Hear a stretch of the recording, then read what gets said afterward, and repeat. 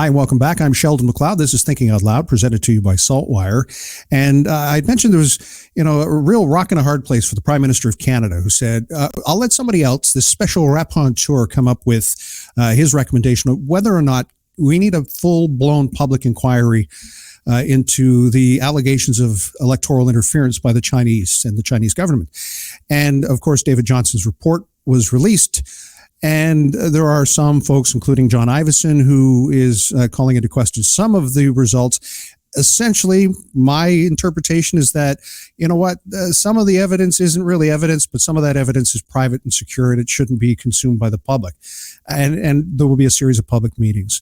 And to give us his perspective, Phil Gurski is the president and CEO of Borealis Threat and Risk Consultants, and he worked with the Canadian Security and Intelligence Service in Canada. It was really good to see you, Phil. Very much appreciate having some of your time today. Thanks, Sheldon. It's a pleasure to be talking to you. And tell me, just to give some background here, what did you do with CSIS? Okay, so I joined CSIS in 2001 after having spent 17 and a half years with another intelligence organization, Communications Security Establishment, which is mentioned, by the way, in the Governor General's report, or former Governor General's report. So I spent 32 years in intelligence. With CSIS, I was a strategic analyst on the terrorism side, and more narrowly on Islamist terrorism. Think ISIS, think Al-Qaeda, things like that. And I looked at our investigations, what we were finding on Canadians who were radicalizing, joining groups, planning attacks. And since my retirement in 2015, I've also worked for the OPP with their anti-terrorism section. And as well, I'm the author of 6 books and counting on terrorism, including a history of terrorism in Canada since Confederation. Okay, so we've set the table for your qualifications, how you come to this role and why it is that I'm speaking with you. And do you have a sense how, maybe just to kind of give us another little layer of this, how security and secrets and government communications are different in Canada than they are in the United States? And I ask that because we are inundated with American influences. How does Canada differ? We differ in a couple of ways, Sheldon. So first of all, your listeners have probably come across the term the Five Eyes in recent months because of this whole Chinese incident. The Five Eyes is the gold standard of intelligence clubs in the world. We're a member, along with Australia, Great Britain, the United States, and New Zealand, sort of the Anglosphere. And it's been a post-World War II intelligence sharing grouplet, I guess I'd call it. Most sensitive intelligence is shared generally without any kind of strings attached. It's a very, very important part. We're very much a consumer rather than a contributor in many ways because of the size. I mean, the Americans have 100 times our size and budget and stuff like that. The difference, I would say, and one of the problems, and it comes through in the report, I think, in some way, we don't have an intelligence culture per se in Canada. What do I mean by that? Is that officials of a variety of political stripes, whether they're politicians or civil servants, don't get intelligence. They don't understand it. They don't see its value. And as a consequence, they don't always know how to use it, and sometimes they ignore it. In the States and in the Great Britain and Australia, there are very robust, mature intelligence cultures. They understand the usefulness of intelligence in decision-making. And for whatever reason, we seem to lack that here. We probably had it last during the Second World War. But I noticed throughout my career in intelligence that a lot of people just didn't see the value in why we have intelligence services and why we should use the information they collect on our behalf. And David Johnston, who was tasked with this, said initially he was pretty much intent on saying it deserved a public inquiry, but that changed over time.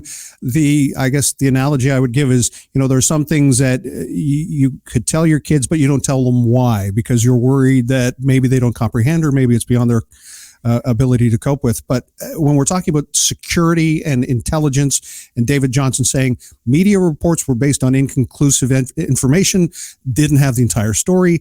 Is he wrong? Is that a culture that is that how you would sum up the culture that exists today in some ways?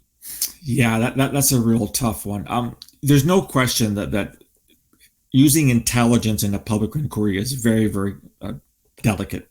Sources are very sensitive sources. We always, learn that, if you start disclosing information, your sources disappear or in a worst case scenario, get killed in some parts of the world. So you always have to handle it carefully. I'm not a big fan of public inquiries because I don't think they achieve anything.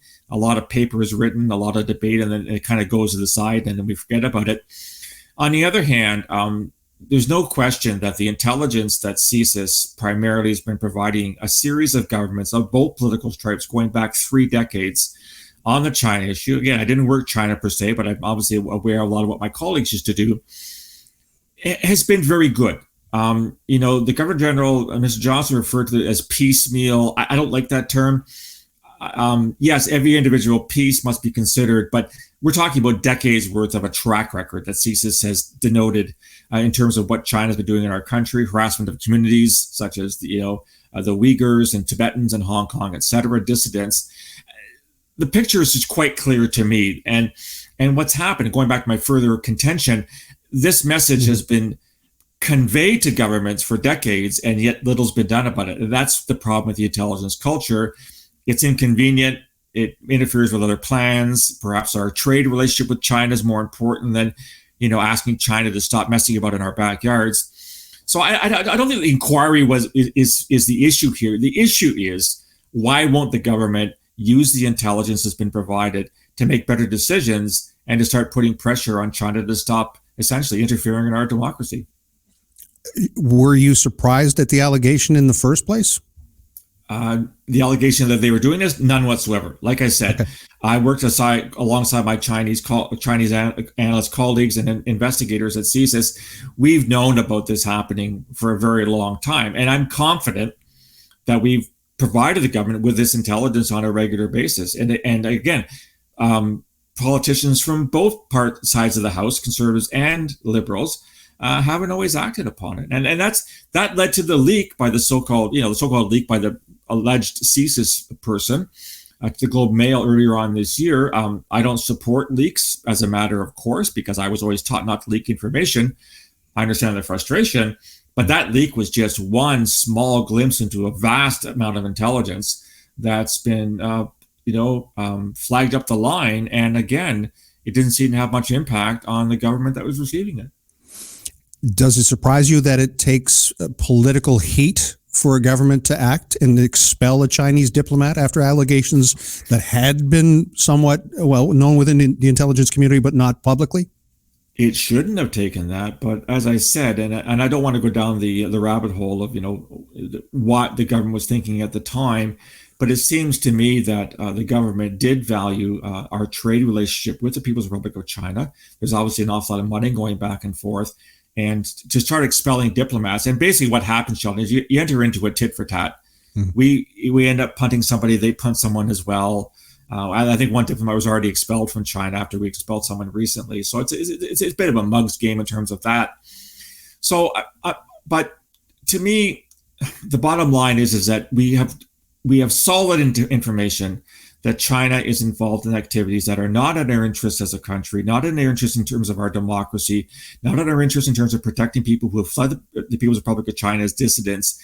And yet we have elected or chosen, rather, at the political level, not to do much about it. And as a Canadian, my question is, well, why do we allow a foreign power, which is not an ally of ours, by the way?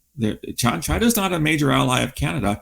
Why have we allowed them to get away with it for as long as we've had, when the intelligence was quite stark? And of course, the allegations against a member of Parliament, a member of the Liberal caucus, that media reports suggesting he had asked for the two Michaels to remain in captivity somehow. By them being imprisoned, it would be damaging to the electoral outcome. I guess the bottom line is David Johnston says neither of the last two federal elections the outcomes were influenced in any way by the Chinese. Should we take him at his word? Well, perhaps, but my question would be in return, well, how does he know that? I mean, last time I entered a polling booth, Sheldon, I didn't tell anybody for whom I voted. And I'm going to assume that nobody knows why each Canadian marks an X on the ballot in the way that he or she does. We don't know why people were influenced to vote. Were some affected because of threats from China? Possibly. I don't see how it's at all possible for the Governor General to state that categorically the elections were not affected. We know the Chinese tried to affect them. We know that money went back and forth. We know that they did lobby people to say things on behalf of China and vote in a certain way. But do we know if it actually succeeded? I don't know the answer to that question. And I'm not sure the Governor General does either. To me, it's a confidence building measure. Yes, our democracy is safe. Yes, we can have confidence in the voting system, but I simply don't understand how an official at that level can make a statement that is so baldly saying that the results, the efforts of the Chinese had no effect. I don't understand how he can say that. And he is saying, trust me. But he also says there were very pointed criticisms towards the leader of the Conservative Party of Canada about perhaps unchecked allegations and what it does. The whole exercise was designed, or we'd assume, was to give us faith in the institutions in this country, when in fact it has not accomplished that one key goal, at least from where I'm sitting. I think the two words that nobody wants to hear from a politician is trust me. There's reasons why we go to the polls every 4 years. We know politicians are not everyone's favorite individuals sometimes.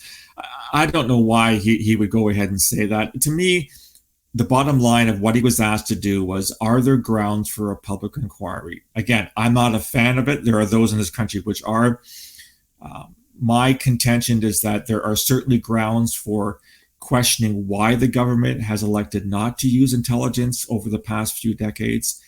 That's my background in intelligence. We work hard to provide this. We work hard to corroborate information from multiple sources. We work hard to package it in a certain way that is readable and usable. And at the end of the day, if governments elect to ignore it or denounce it, then, for those people working at CSIS or CSC or whatever, they go to work in the morning, your first question is, well, why do I bother doing what I'm doing if people don't see any value in it? So, yeah, the report is a bit of a whitewash. Certainly, he said the government did nothing wrong. I find that really hard to believe if the allegations are true, the leaks, and I have no reason to believe they're not true, this information was not used and it was not passed up the line because people found it to be something that they maybe complicated their lives for the reasons I already cited and didn't want it to complicate our relations with China. That's, to me, what Mr. Johnston was tasked with doing. I think he went above and beyond that. And I'm not really all that satisfied with. I've read the report with some of the wording in it where, he blames the CSIS leaker. He blames CSIS for not distributing intelligence better. We're doing the best job we can. It's up to the officials that receive the intelligence to act on it. It's not up to us to tell you what to do with it. Intelligence is one part of a greater picture. We recognize that. But for it to be completely discounted, well, then you have to ask the question, why do we have intelligence services in the first place?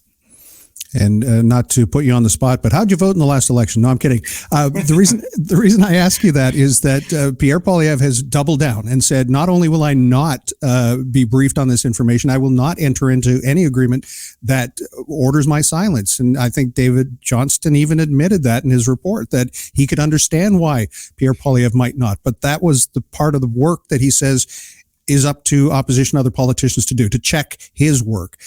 Was that fair? And was Pierre Poilievre's reaction to it a fair comment?